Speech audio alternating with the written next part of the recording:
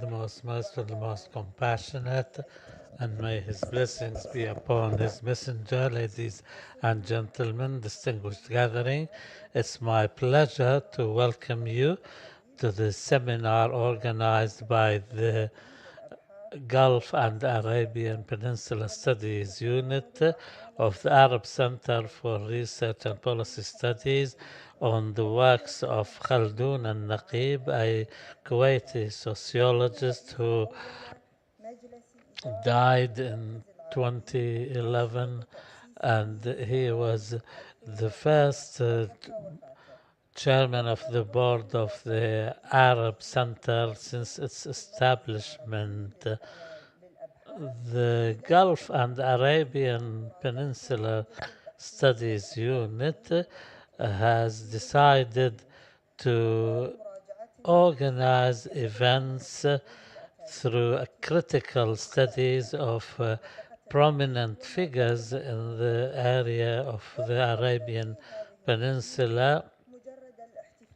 This kind of a task is not just to celebrate these personalities, but to attempt to understand their work and produce a critique and a history of the thought in the Gulf region.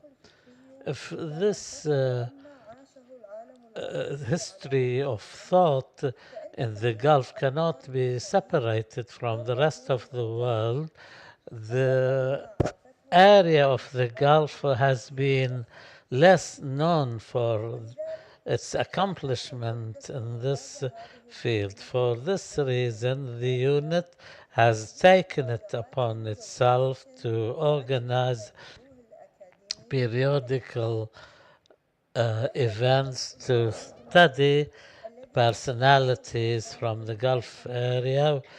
Today we will start with Khaldun al-Naqeeb, and he is a well-known personality, and because of its prominence in the area of the Gulf, which is linked to political sphere like political tribalism, the authoritarian state, and more. Al-Naqib is not just an academic, but his contributions stem from a deep societal concern, and he called for political reform at the level of Kuwait itself and the Arab world in general. He is a general thinker. He goes beyond the academic professor, and for this reason, we chose the title of Critical Social Sciences in the Arab and Gulf context. We will not stop at al-Naqib because he is a son of this region, but we consider the Arab sphere in general as the sphere of our interest when we are attempting now to study that in the context of social scientists. And al-Naqib was one of the well-known authors and amongst the first, in fact, who wrote about Gulf studies from the point of view of critical social sciences, and his contribution cannot be ignored in this regard. Finally, I would like to thank the participants in this seminar, especially those who came from outside Qatar. Now I invite Dr. Marwan Qabalan, the head of the Political Studies Unit, to chair this session.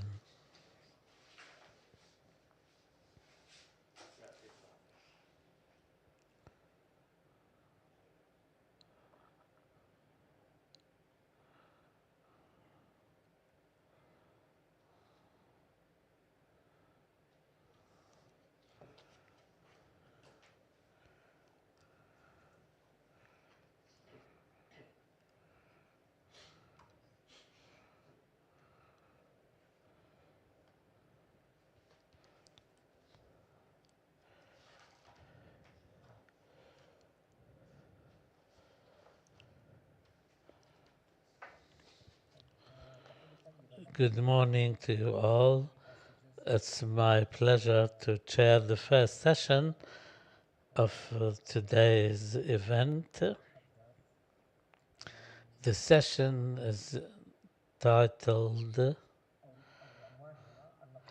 al-Naqeeb State, Civil Society and International Relations. I assume that we'll have three panelists, but it seems that there are only two. We have Dr. Ghanem al-Najjar and Dr. Harith Hassan. It's my pleasure to welcome them both to this session to talk about important themes. The first theme will be introduced by Ghanem al-Najjar and the second by Dr. Harith Hassan on the authoritarian state and its position in the Arab studies. Before I open the floor to them, please allow me and very briefly to introduce them. Dr. Ghanem al-Najjar is Professor of Political Science at Kuwait University and is the founder of the Center for Strategic and Future Studies at the same university. He is a member of the Board of Directors of the Arab Center for Research and Policy Studies, a member of the Board of Trustees at the Doha Institute for Graduate Studies. He co-authored a number of books and he taught at different Arab universities. He is formally an international expert in many international organizations. And please allow me very briefly to introduce Dr. Harith Hassan, our colleague at the Arab Center. He is an associate researcher at the Arab Center for Research and Polity Studies.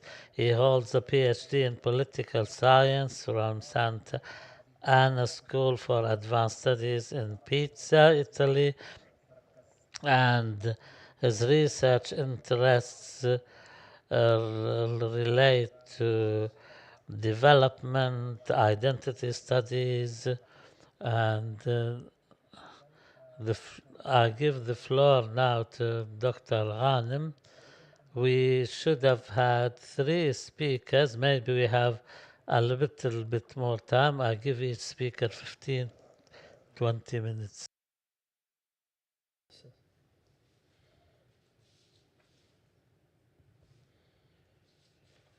Good morning, everyone. Thank you, Dr. Marwan, for your introduction. As a matter of fact, when my friend Dr. Haider spoke to me about the title of this symposium, it came as a surprise to me, regardless of the fact that the Gulf Studies unit has been preparing for a critical review of thinkers, academics, and researchers. However, being the title on Khaldun al-Naqeeb, it is a totally different story. He was my colleague, friend, and a professor. I'm not speaking of him as a researcher, yet as a human being. Having this symposium held on him, the Department of Kuwait University held a symposium in this respect. He is deservedly earned this such symposium, especially that many of his works have been almost forgotten. However, Professor Khaldun was a totally outstanding figure. Even in the PhD, he was overseeing my PhD thesis, and I had benefited a lot from him. Accordingly, I am thankful for convening or holding this symposium on this particular figure. Despite my tight commitment, I was adamant to be present. Being a part of the Arab studies, and when Dr. Azmi spoke to me about joining the board of the center. He told me Khaldun has passed away and we are willing to have one on board to replace him. I told him that's it. When you engage in institutions and be members of boards of academic institutions in any part of the world, and despite that, the productivity might not be sufficient. When I joined the center, it was still in its early stages. At that time, Professor Khaldoun was the chairman, and unfortunately, he passed away untimely, and he did not wait to see the center's efforts bearing fruit. And you may notice, as Mr. Mu'taz, the organizer, told me, says, once you come to the center, the symposium will be held in the new premises. I told him the center is already new. How comes it you have a new premises? This means that we have witnessed this enterprise growing and developing until it has become a reality.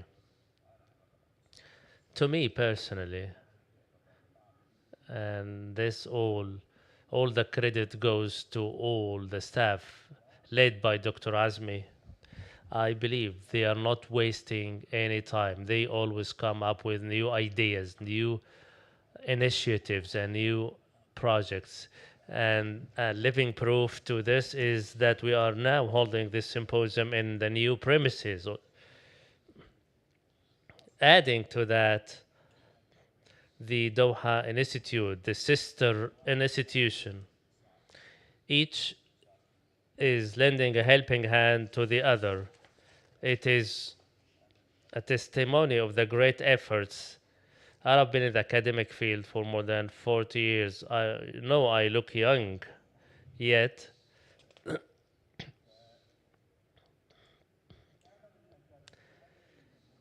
work in the academic sphere, namely in the administrative branch, is boring and time consuming to the degree that I've told Dr. Yaqub, we are born in meetings. You conclude one meetings, no sooner you conclude one than you enter a second. Many of them are endless. On some occasions, you have find yourself working on an initiative or a project that's been running for 5 or 6 years. However, as a matter of fact, and this is a very objective testimonial, the production and the outcome achieved throughout the past short span of time was phenomenal. We shouldn't fail to mention the government support provided by the state of Qatar. Professor Khaldoun, may he rest in peace, has always been occupied of the concept of state. I will give you some bullet points, and I have been close friend and colleague to him. He has been very keen on selecting titles. Many fail to focus on choosing the appropriate title, and as a result of that, they lose both the concept and the title. I mention a few. Social roots of authoritarian state in the Gulf, society and state, the authoritarian state in conflict of tribes, backwardness, the social roots of the authoritarian state, political tribalism, etc. As we all notice that the concept of state has always been present in all his work. Professor Khaldoun did not vision the state to be a beneficial, useful actor in its current form. He's always compared the welfare state in the West and suggested that it doesn't provide an ideal model of capitalism or the social pattern based on excluding the market as a tool of distribution and incentive for production. These two conflicting concepts have always been argued. This argument, still in its infancy, relates to the state in general and the nation state in the phase of retreat of socialism in the age of information revolution and consumption age. Many believe that this can be humanitarianism, called a humanitarianism. The concept of state is envisaged by him to be the worst in its third world model, where the bureaucratic authoritarian state emerges being the decisive factor in this equation. And the difference between the two factors is that the societal factors in the third world reshape themselves in the form of uh, groups taking shape in tribalism or any other form in a conflict to as a struggle between the state and the nation state. He delves deeply in the paradox that people have two tiers of thinking. One is societal and was in nation. I tried to hold a comparison between the Arab states, the League of Arab States, and Latin America. There are lots of similarities in terms of the number, the nature of reliance on resources. Yes, there is an element of identity in Latin America, yet it is not politically impactful as it is in the Arab states. The Arab identity gives rise to grave problems. You speak or you raise of you speak of nationalism. Yeah, you are accused of being anti-pan nationalism. The answer or the solution found by Khaldun al-Naqeeb is to strengthen the civil society. There has been an event where I joined the Kuwait University recently. At that time, in 1988, Khaldun was arrested. He was not put to trial, yet he went through interrogations. The reason for that was a book he authored, he published. To us in Kuwait, this was a precedent. Rarely is a author arrested for a book. This was in 1988, and the book was published in 1987. It was part of a project about exploring the future of the Arab world. And I attended a conference in Tunisia where the Arab regions were divided, provinces were divided in East, West, Gulf, etc. Professor Khaldoun was responsible for this project. He was arrested and imprisoned for this project. An event like this in the Arab world is not something new. In the Arab world, can spend years or assassinated or tortured for his ideology or political views. What happened then? At that time, I was still in my early days in the academy. Our syndicate at the Kuwait University, we gathered and we demonstrated a sit-in, and it was a big fuss. At the time, the Nation House, which is been disbanded at that time in 1986, it was disbanded, and there was very tight censorship on the press. The security measures were very tough, and at that time, a figure like Khaldun being arrested simply for publishing a book, the emergence of the civil society in that form, the entire staff staged a sit-in, and at that time there was no social platform. I don't know who coined this term. I call it the social disengagement platforms. At that time, it was not permitted to publish any opinion in the press. There is tight censorship. At that time, it was not easy to circulate or to spread the news.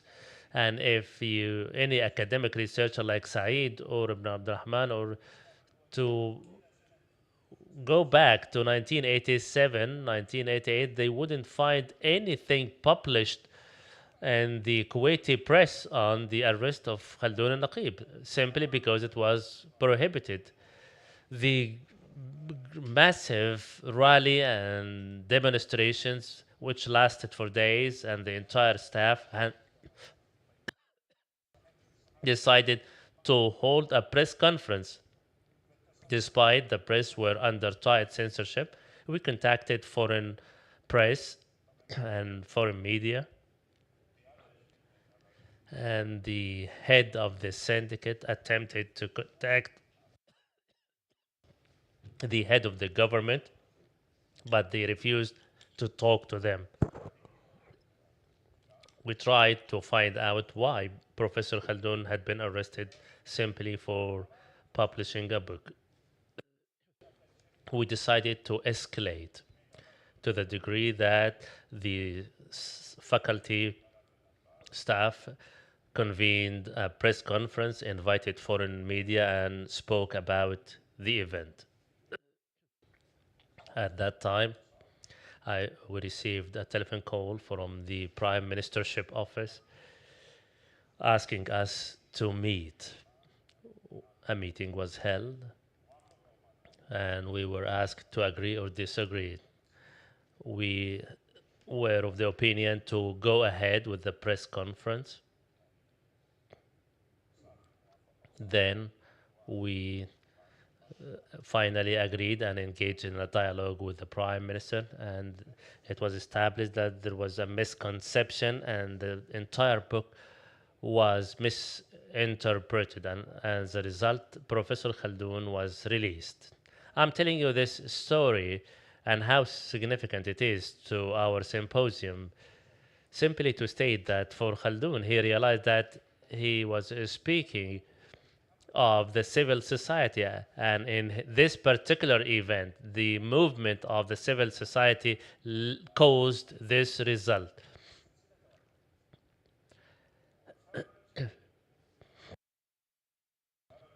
He was released, and as I said, no charges were leveled against him, nor did he stand any trials. He was finally released as a result of the movement initiated by the civil society.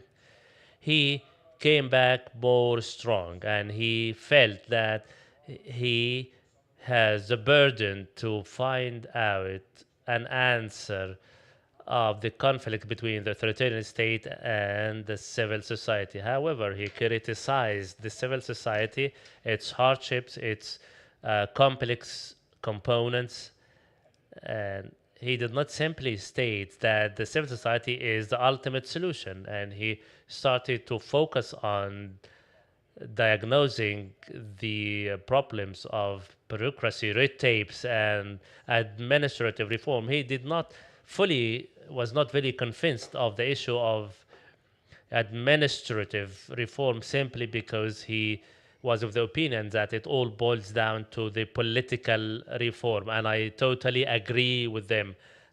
I know uh, that this administrative reform is critical the state has created this giant elephant, red tape, which is called the government, to the degree that the ruler himself to at some point wouldn't be able to implement his own resolutions as a result of those leeches benefiting by this government. The characteristics of authoritarian state is a new form of totalitarian tyranny state, which is a negative. They have three features: seek to reinforce monopoly to the interest of oligarch and the ruling class. And here he starts to criticize the civil society. Yes,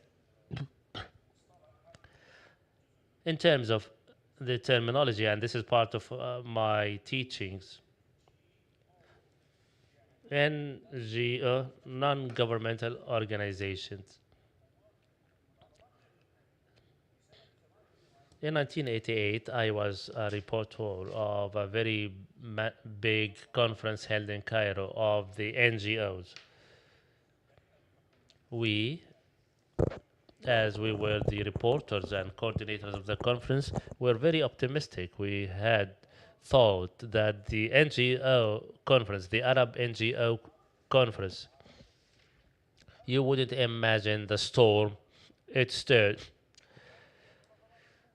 The majority of those representing the NGOs were governmental organizations. They considered the term non-government is means anti-government.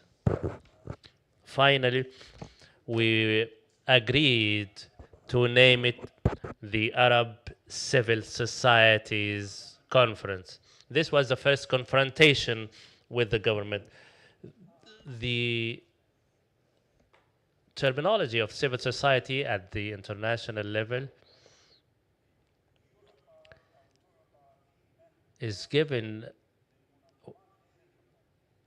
certain value is given to NGOs. They have a department in every sphere. They are not representing governments, however, they are giving the floor to give their say.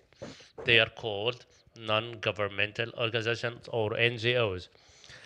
Suddenly, the international community found out that there is unholy march by the governments to adopt and endorse governmental organizations and label them as non-governmental schools. And here, a new terminology has been coined: GNGO, Gongo, governmental, non-governmental organization. These concepts started to develop.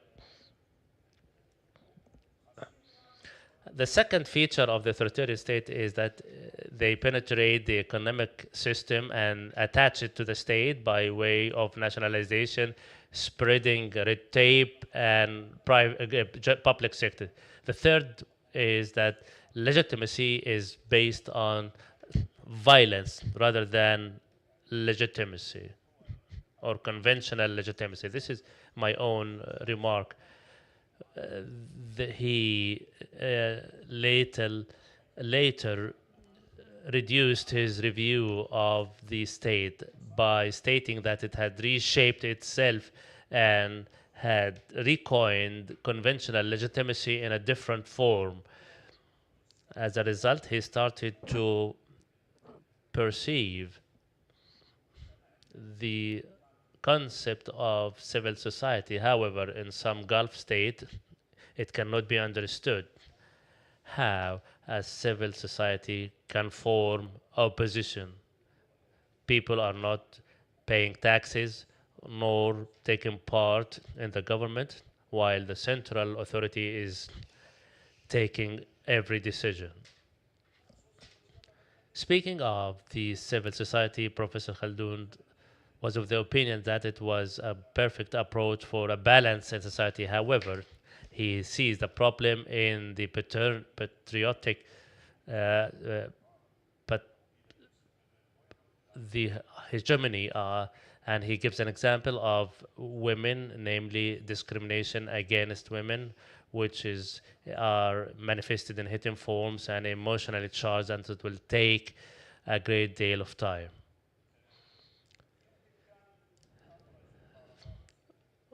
One of the most famous approaches of Professor Khaldun is his development of the concept of the political tribalism. On many occasions, while I follow the politics in the United Kingdom, I closely follow political affairs. Recently, I have noticed that they started to use the term tribal politics. In some conflicts, they say the Conservative Party, what is taking place is a tribal conflict. At the end of the day, tribedom is meant different societal slices. However, they are using the same term, tribal politics. I worked on Somalia for a long period of time, and to me, tribe and tribalism in Somalia is a key issue.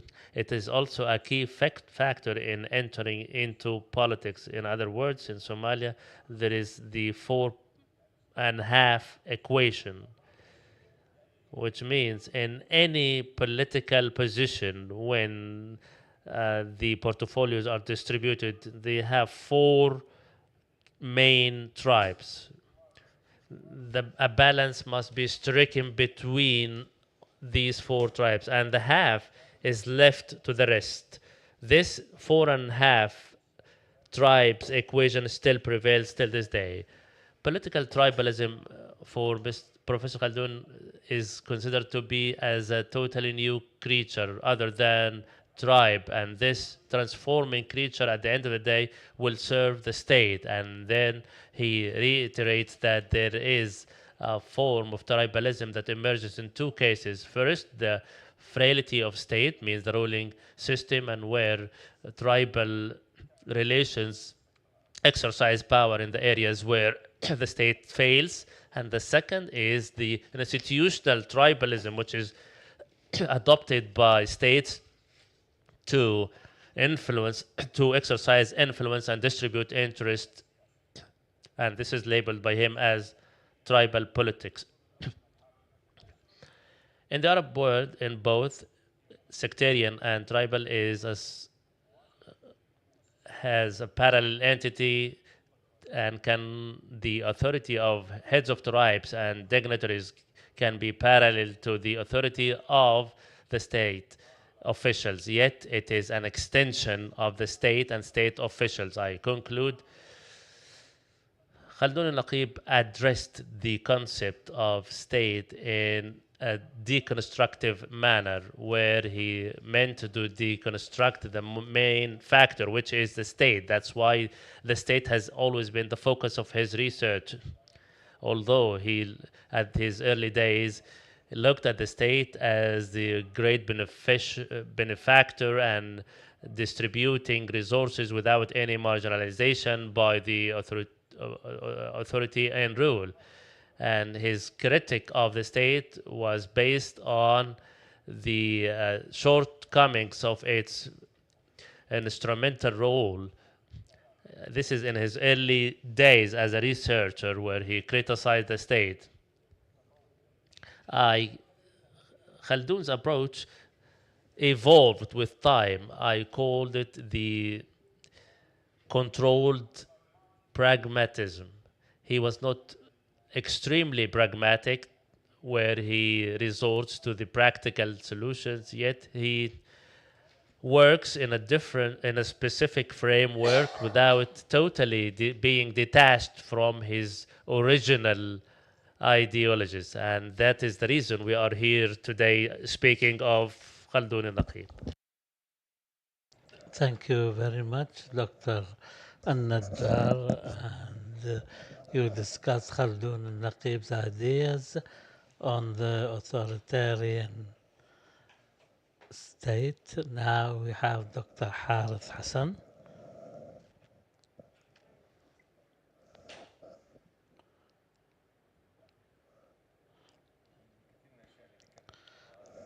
There are many things that Dr. Ghanem said which will make my task easy. He also talked about the authoritarian.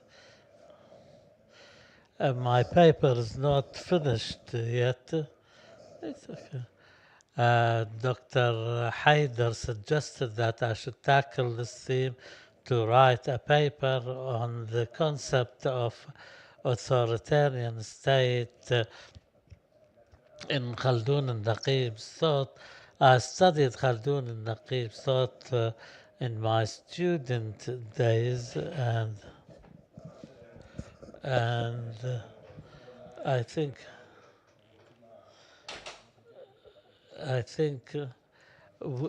we see a renewed interest in the Arab world, especially in the aftermath of the Arab Spring and the setbacks. There is also an increased interest in academia, in authoritarianism, even in the United States and some Western countries. I'll be grateful for any thoughts or comments. I mainly relied on 3 books by Khaldun al-Naqeeb in my attempt to understand his approach to the authoritarian state. His book in 1991 and the State and Society in Gulf in 1987, and in his book in 1997. All these books uh, tackle the periods or the decade of the 1980s, and he has previously published an article in 1983 on the authoritarian state in the Arab Orient, and then he expanded some of the concepts in a later book, and he continued this work so that this concept became a central one in Khaldun al-Naqeeb's concept of Arab state, especially in the aftermath of the period of military coup d'etats and the growth of the rentier states in the Gulf region. So Khaldun al-Naqeeb's approach really and his contribution to the authoritarian studies in the region, and in order to understand that, I decided to divide these concepts into 3 aspects. First, I will see what al-Naqeeb's approach was, and in the second part, I'll try to explain Khaldun Naqeeb's understanding of the authoritarian state, although Dr. Ghanem has alluded to that already. And thirdly, I'll try to assess Khaldun Naqeeb's contribution to the academic discussion in this regard. Although I have not completed yet my review and to understand Khaldun Naqeeb's concept, of course, he was impacted by Western university, especially when it comes to authoritarian state, and he borrowed from some sources in Europe and Latin America. There were not primary Arab sources for him to benefit from, because by and large the sources were either non-existent or at a very minimum in the 70s and 80s in the Arab universities first, and also because of the kind of censorship applied because of the authoritarian states rule themselves, and also the Arab intellectuals were more preoccupied with development, the liberation of Palestine, independence, anti-colonialism, and some had leftist and pan-Arabist trends, and this ended up in very little studies being available in the field of the patriarchy, Hisham Sharabi and Wahbi and others who tackled that did not really delve deeply into the authoritarian state. So all of this makes Khaldun Naqib a pioneer in this field. And I want to emphasize the word modern. If we want to understand Khaldun Naqib, we have to understand that he's talking about a different model. The model Khaldun al-Naqib is talking about is not the kind of sultanates which were in existence before the modern state. Khaldun al-Naqib benefited from two Western theories and he reconciled the two to come up with his own concept, especially in the field of comparative studies, to develop certain typologies and to utilize them as tools for analysis, especially Adorno and others' books. Eric Fromm wrote about this, so there was a psychological trend in studying the authoritarian state, but gradually the sociologists and political scientists became more interested in this field, especially in Juan Leeds' book. Leeds, he worked on this. He focused on the Franco regime and Spain, the Salazar regime in Portugal, and he wanted to separate that from other studies on Nazism and fascism and authoritarianism does not need the kind of holistic ideology like Nazism or fascism.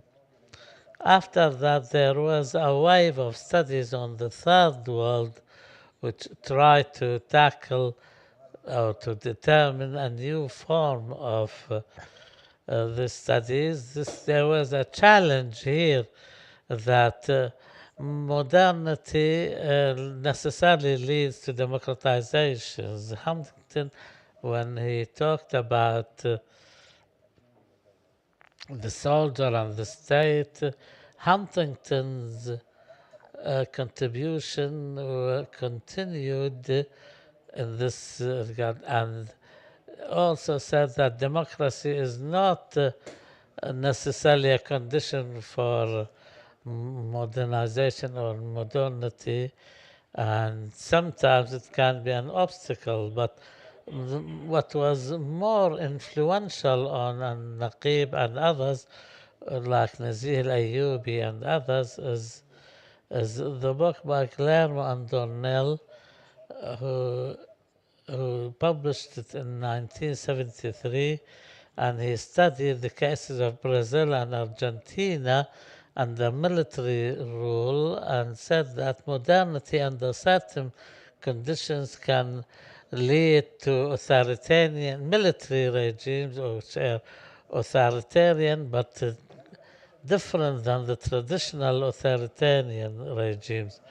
Also, Ernest Bormanter's book of 1981,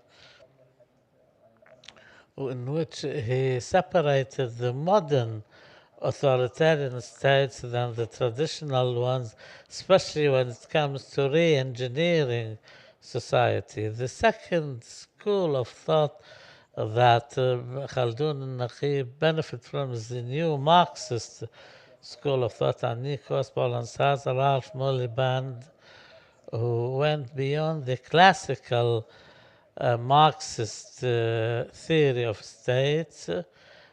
to this was not new, but they built on previous works. They developed a new approach. Polenstat says in his book sees that the state can be independent to a certain extent, and the authoritarian statism to talk about the increasing role of the state in organizing the economy. I think al-Naqeeb reconciled these two schools of thought, Marxist and Weberian's approach. He calls it a constructive approach. There was, for example, focus on the charisma and the individual ruler, and he did not focus on individuals and personalities, but on the structure of power, the social powers, the organizations, international economic system. In the second part, Naqeeb finds that the modern authoritarian state began after the 50s, which continued till the mid 70s, which is called the Arab liberal phase. Naqeeb argues that the civil society relied on an alliance between the mandatory forces and occupational forces and the bourgeoisie. But in the period after the military coups or revolutionaries in Iraq, Egypt, and others, when the populist pan-Arabist movements raised slogans like uh, Arab unity and socialism, etc. And then the Arab state began to be integrated into the international system. And Naqeeb agrees with Bolmanter and others that the modern authoritarian system is different than the autocratic system because the modern authoritarian state has unprecedented resources in penetrating societies and economies through its bureaucracy and the system of legislation and rules and regulations that it passes. Khaldun al-Naqib thinks is this modern state by its very nature it tends to be authoritarian unless it is governed by forms of organization like in Western countries. In the Eastern world, Khaldun al-Naqib uh, talks about with some sort of compassion towards the Nasserite regime in Egypt, but he thinks that the military rule in the Arab world in a chronological order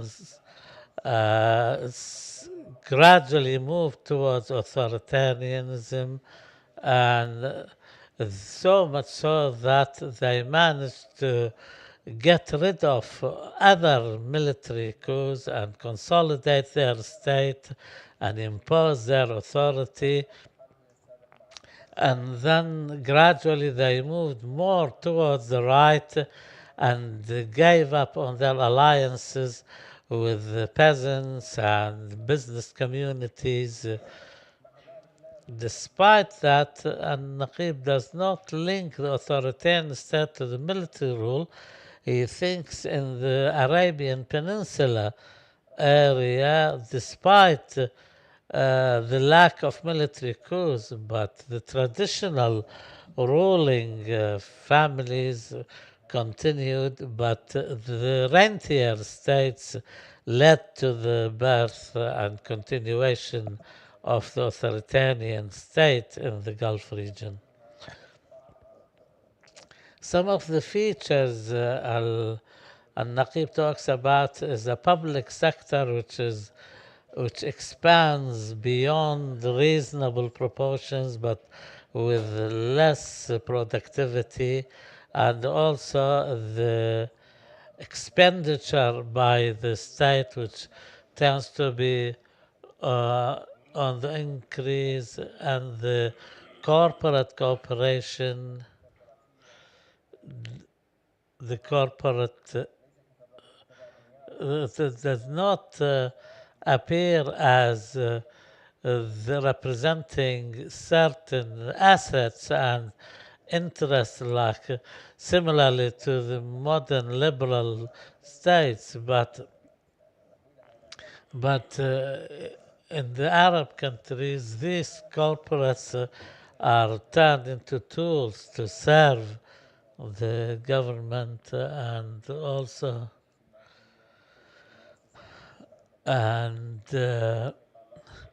syndicates, trade unions, and others led, or the lack of them led to the return of the backward associations like tribalism and others.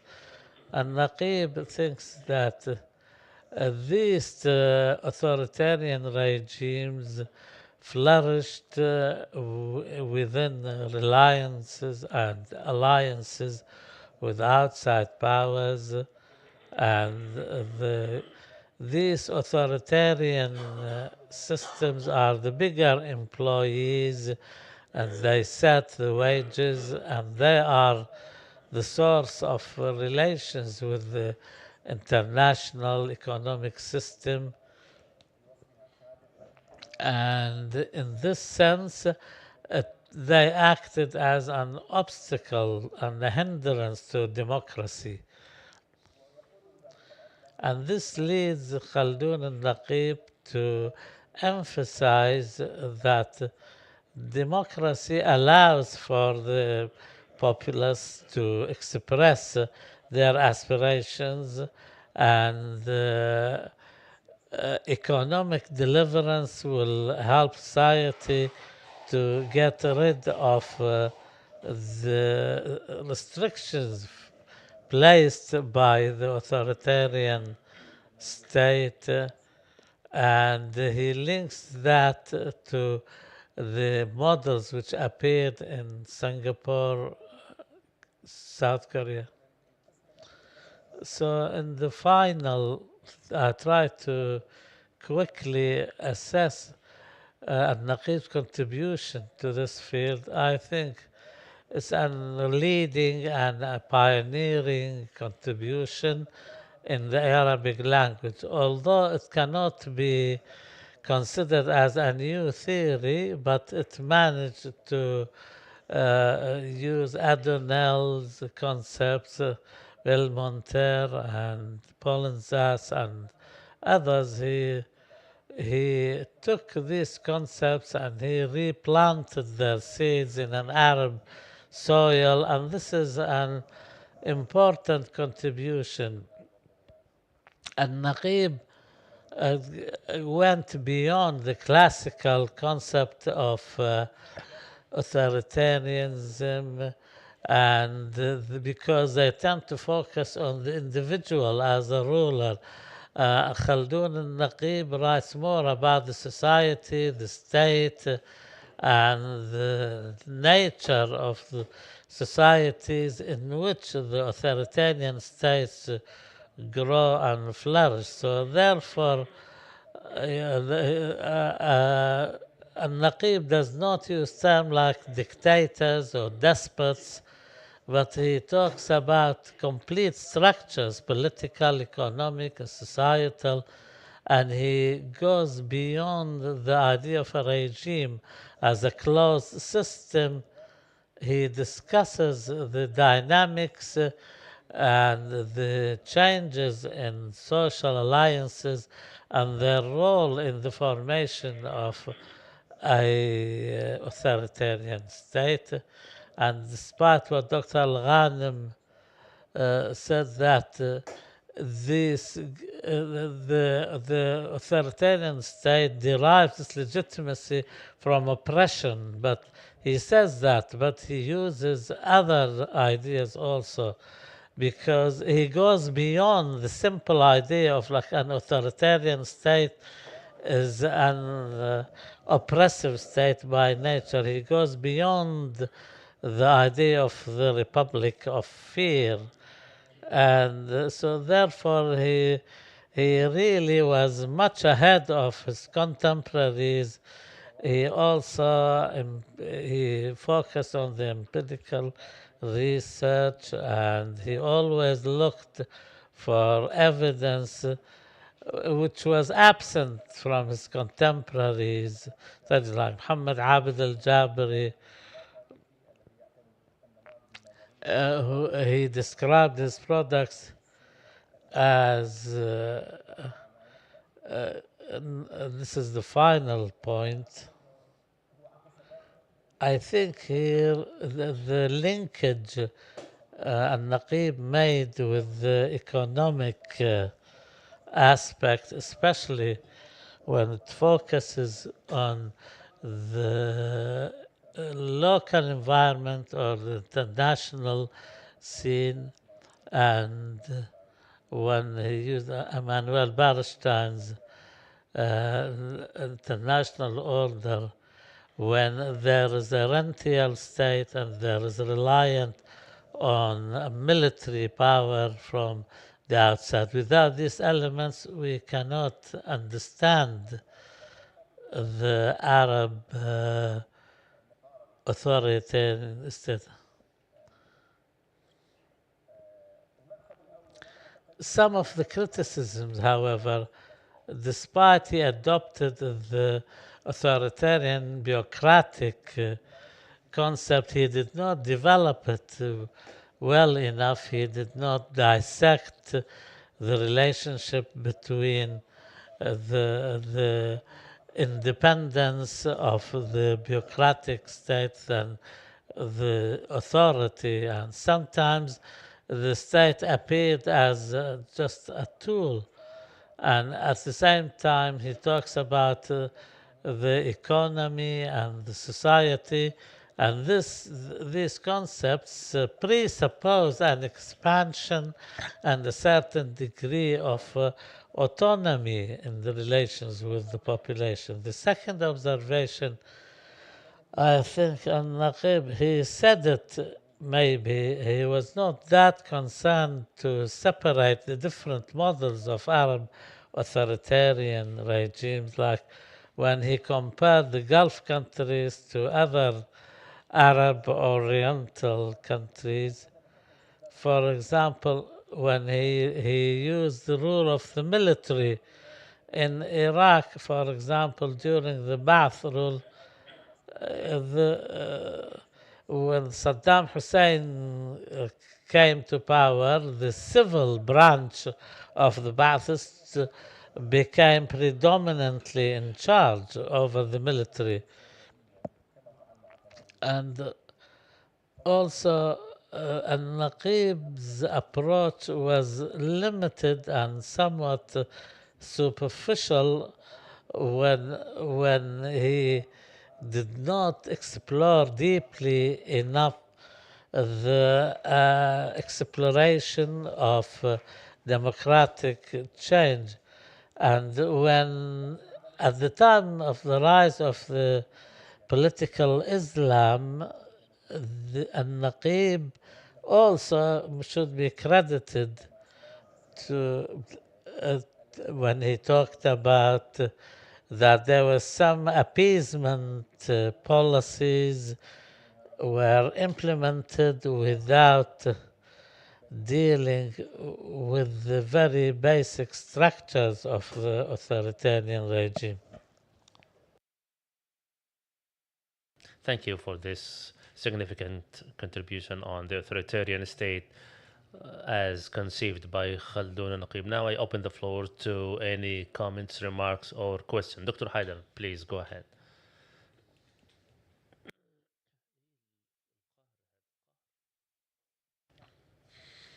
Mike, please.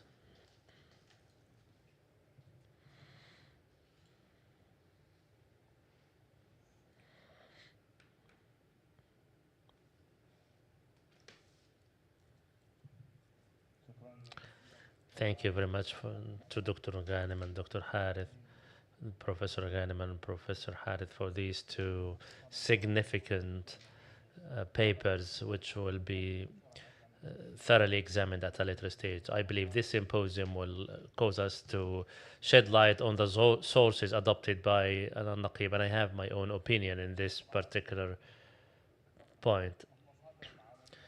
Both his local and international resources. I believe he was a part of a network whose analyses of the civil society, like Saaduddin Ibrahim, and especially with the efforts made by the left wing. I believe, Doctor, the contribution of the American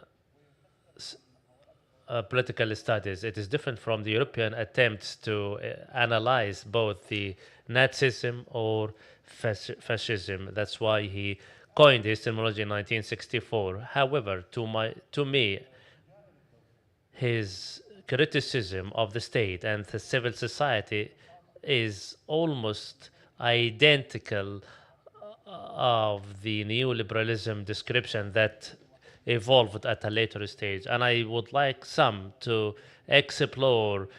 Uh, Al-Naqeeb had read for Friedman or others who started their own research work after the 70s, that the state is the root of all evil. The civil society will lead us to a confrontation to the minimum state to be the alternative. It is exactly the identical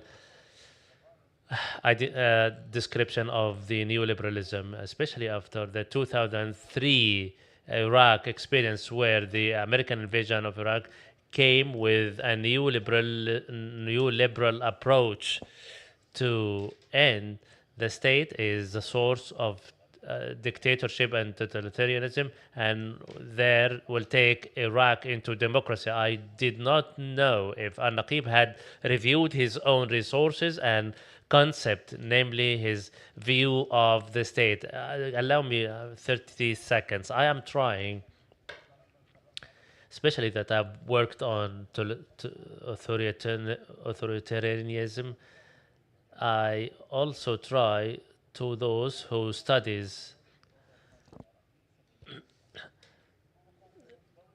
they use the term authoritarian. They did not use the concept revenue state. He They considered revenue state as a, will trigger authoritarian state.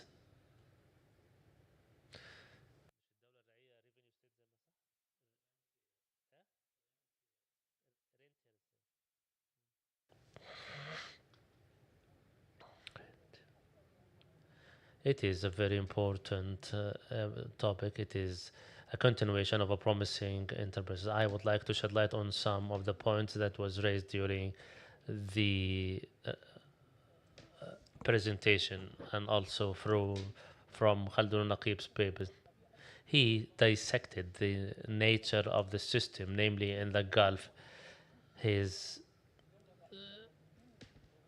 analysis of the absence of a state, of a frail state, are key issues to understand the nature of system in the Gulf states. He also spoke about the tribal elite, and he explained how this was compensated by ancestral system. This is very important simply because it boils down to anthropology science. He also addressed the matter. I believe he was critical to some degree. He did not adopt Brodel school of thought when he spoke about the natural economy, i.e. the Gulf societies had economy not as uh, based on invasion and cattle raising.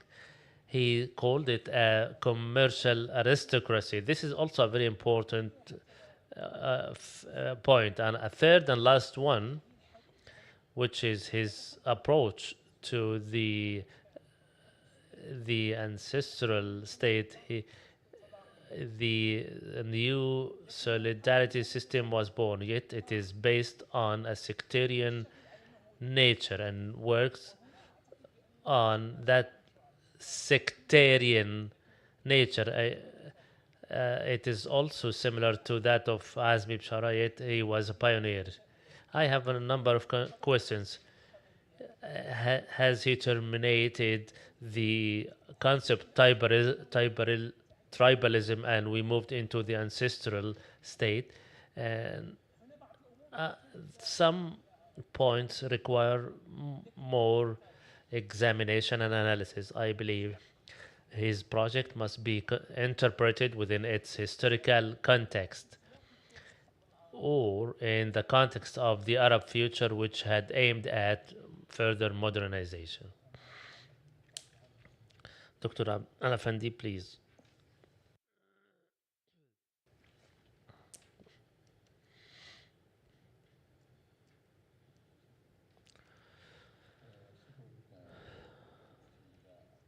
I thank you for the.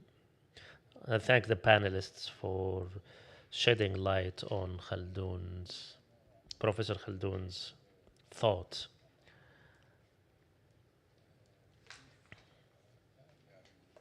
I would like you to explain how Professor Khaldun,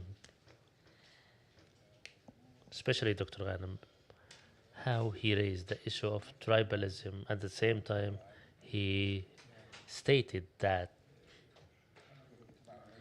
the movement of the civil society in the form of Kuwait University Syndicate as a new framework, non-tribal framework. My question is centered on both the presentations.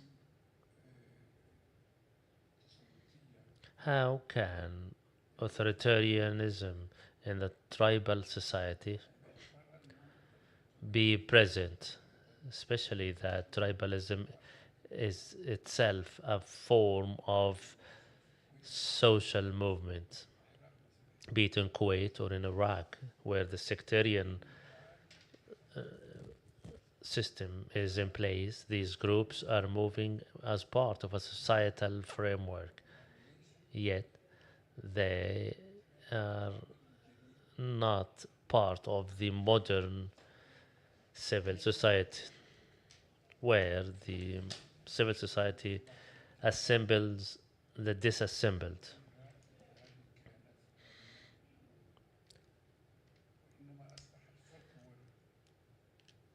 Defragmentation has become prevalent.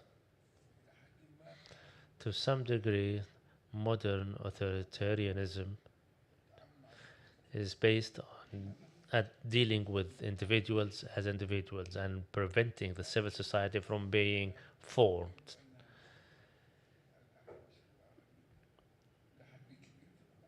Authoritarianism in the Arab world is based on collaboration with sectarian leaders or tribal leaders. And this concept requires further analysis. If we wish the civil society to rise, do we have to disband tribal and sectarian authorities? At the end of the day, he himself came back to square one, where in Syria it is a mix of tribalism and sectarianism, or tribal and sectarian leaders as a form of rule. This is my concern, which needs to be further explored. Thank you. I have a question to Dr. Harith, Professor Harith. It is related to certain concepts you raised. The mediation between imperialism and bourgeois class or the economic elite, and compared to what Khaldun spoke about in different areas? And is that relation between the two are still present in the Arab and Gulf state till this day? How do you interpret the continuation of this relation? And in your opinion, do you believe Khaldun Naqeeb had a role in interpreting Franz Fanon in The Wretched of the Earth and the Masks? Spoke about the this relation with the imperialism authorities. I have a different perspective, which is Franz Fanon, for addressing Professor Khaldun's work. How do you see the relationship, or how are they related in terms of also Nazih Ayyubi's The Fearful State is part and parcel of this topic. How do you place Nazih Ayyubi in this context? The fearful state, the authoritarian state, the state depending on the forms of fear which were addressed in Nazih Ayyubi's first book. Final question, please.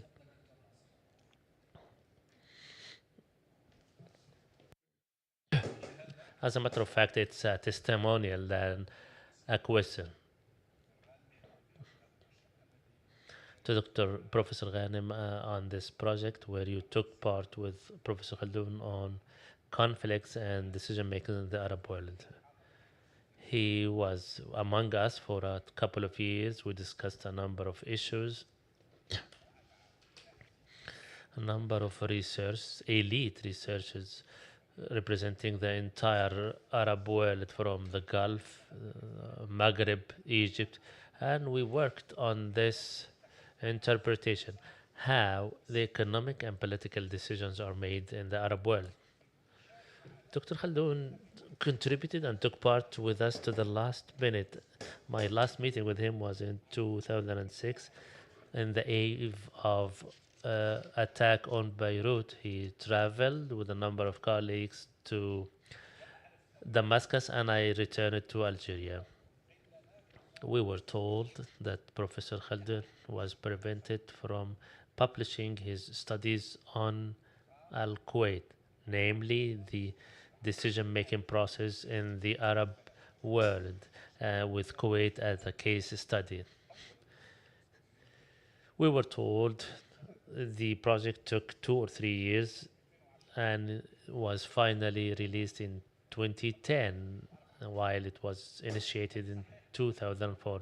Is it true that he was prevented or from publishing this research study?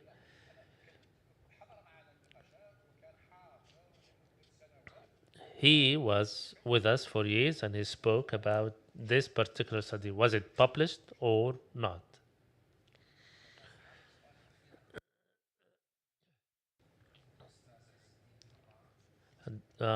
Final questions through Zoom with Dr. I thank you. Thank you, Dr. Marwan. With respect the events of the arrest of al-Naqeeb, Nuria Saleh al-Rumi in his inaugural message in Kuwait universities on al-Naqeeb, I would like to engage with both the speakers, Dr. Harith and Dr. Najjar, with speaking of modernity and authoritarianism. The civil society exists between the gap between state and the family, based on the experience of the French Revolution. This is explained by Hegel. I asked Dr. Bakr about Naqeeb's conception of family, and my question, Dr. Harith, on the issue of modernity, which he underlined. Although we know Professor Naqeeb in his chapter 9 of his study, he spoke about this dualism, authoritarianism, and modernity. I refer you to the criticism by Abdullah Hamoudi in his book Al-Sheikh and Al-Murid, where he believes that uh, Khaldun Naqeeb's book does not satiate the readers as he provides generic concepts and authoritarianism in the Arab world has a monopoly of riches and resources without deep, insightful analysis. I know the questions were many, yet I will give three to each of you. Uh, and the last questioner, Mr. Azuddin. I have a problem with my friend Dr. Bakr Najjar. I, I, he confused my name with me. I am Ghanim Najjar ولست Bakr. Uh, he is my close friend. He is from Bahrain. He studied at Kuwait universities, and now he's a professor in the university. He was a dear, esteemed colleague. Speaking of which, we must look at Khaldun Naqeeb in a state of transformation, evolvement, not static state. The basics he started with came from a left-wing ideology. The project of for exploring and foreseeing the future of the Arab world, including a number of included Sa'duddin Ibrahim and others. It was a collection of, if you will, the Arab educated, cultured figures. And by accident, the last conference in Tunisia, Bourguiba, the coup against Bourguiba took place at that time. If if we examine the methodology, I did not think he was not prevented from publishing in 2006. At that time in Kuwait, the situation was normal. Uh, in over a long period of time, he was publishing his views in the press. He hardly resorted to publishing books and research studies. I believe he resorted to the paper to be the shortcut to reach the public. However, these were uh, conclusions and gist of his research, and I do not think he was prevented at that time from publishing his research or books. Sorry. The issue of tribalism and transformation of tribe and moving from one concept to another. He has a main concept that the Gulf society, you cannot detach tribe from it simply because the ruling family is a tribe at the end of the day. The ruling family is a tribe capable of having the upper hand, decision making, running the affairs of the state. I examined this theory for a long period of time simply because the elections were carried out in our provinces in that manner. The evolvement came through the provincial elections. The tribe itself did no longer resort the tribe leader. I attended the provincial elections where the votes were sorted out on democratic basis. The tribe leader on one of the provincial elections, he lost. He complained, he chanted, but he lost at the end of the day. This was a new development.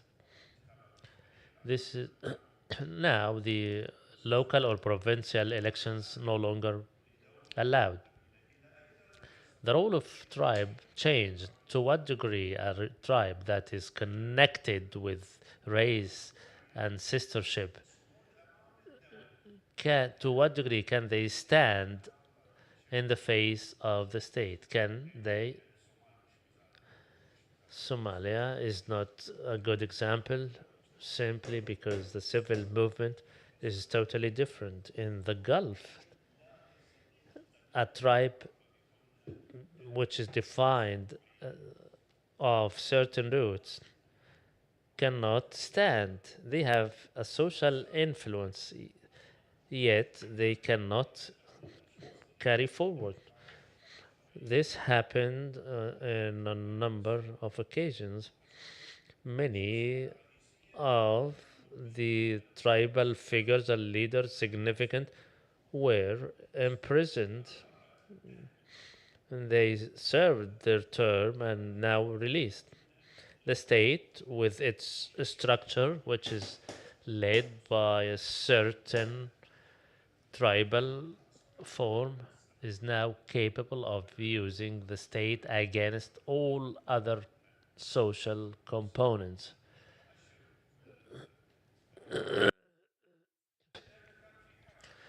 The situation in Kuwait was easy simply because there was a massive movement in other Gulf countries. The situation is different, and what happened in Qatar and when the elections took place, and at the end of the day, it all boiled down in favor of the state.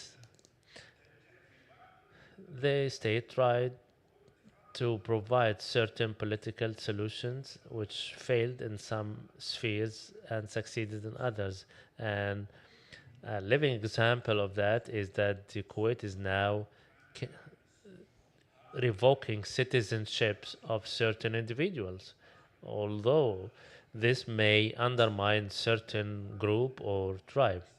In the past, this was an illusion. When you look at the way the state is administered, you think it is weak. And all who assumed this found themselves to be wrong. The state in the Gulf countries is more strong than they seem, being acting in reconciliatory form does not mean it is weak. And Khaldun himself reached a dean of the college, and I told him, "Now you are part of the authorities circles." I asked him these questions. He said, "No, this is not an academic position. At the end of the day, he realized that the situation is different. At that time, we started to witness some transformation in his ideology, and that's why the ideological aspect started to fade away, and that's what I called controlled pragmatic. He did not steer far remotely from his main concepts, yet he gradually shifted away simply because being directly engaged with the government circles, being totally engaged in government circles is absolutely different from dealing with them from a distance. Thank you. Dr. Haider, I agree with you that the authoritarian studies, Lenz, O'Donnell, and others fall as part of the American university, yet we must draw a distinction between two stages. The first, where the authoritarian studies and the comparative studies were impacted by the attempt to discriminate the new modern authoritarianism from the totalitarianisms. This was their main concern. At a later stage, with Huntington, O'Donnell, and others, the focus was on the authoritarianism in the third world. This distinction will help us to understand how the authoritarian studies and the issues focused and the typologies used have transformed until they reached the competitive authoritarianism we witness today. Your concern about was he influenced by the new liberalism? and neoliberal ideology. According to the resources I have examined, I did not find it as such. Maybe I might be short. However, to some degree, he has doubts that the modern state tends to be authoritarian, and in order to prevent it, it should be trimmed through constitutional and democratic restrictions, as the case of the welfare state in Europe. At the same time, he is using the dependent state capitalism, which is not present in the liberal, and this is a central concept. He came up with a blend from a number of directions. We cannot simply box him in one box. I also agree with you on the rentier state. When I speak about the Arab publications, I meant the Arab books authored by Arab authors. In English, there are many publications by Western authors on the Middle East. Yet he focused on the idea that we must draw a distinction between the rentier state and the authoritarian state. The first, it is a partial concept explaining a form of economy and economic relations, while the authoritarian is more comprehensive and he tries to draw a distinction between the two. Dr. Rashid, I agree with your remarks and your comments where we should work more in order to place his project in its historical context. Dr. Abdul Wahab, the issue of sectarianism, he addressed the issue of sects and sectarianism, and his critical approach is clear. However, this was not a focal issue. From the text I read, I noticed, and I believe this requires further investigation, I believe he had a negative position from the Islamic revolution in Iran and an Islamic system that was present in Iran. At that time, in the 80s, it was not a central issue as it is in 2003. At that time, we had only the Lebanese case, and then in the post 2003, we had the Iraqi and Syrian cases.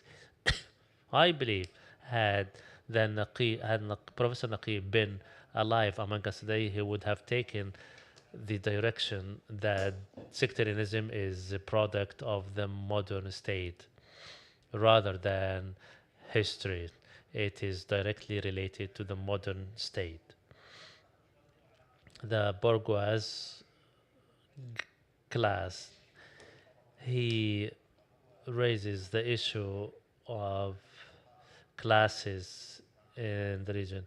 He says that there is no what the so-called bourgeois class in the Middle East. To some degree, he uses this term for simplification purposes only. I did not feel he's been influenced by Francois Benon. I believe he was much largely influenced by Marxism. So, Saddin, thank you for drawing my attention to Abdullah Hamoud's criticism to Naqeeb. I will do my best to read this publication. Thank you so much. At the end of this session, I extend all thanks and appreciation to Dr. Ghanem Najjar and Harith Hassan for their valuable contributions. 10-minute break, and we'll be back to speak about anthropology and history as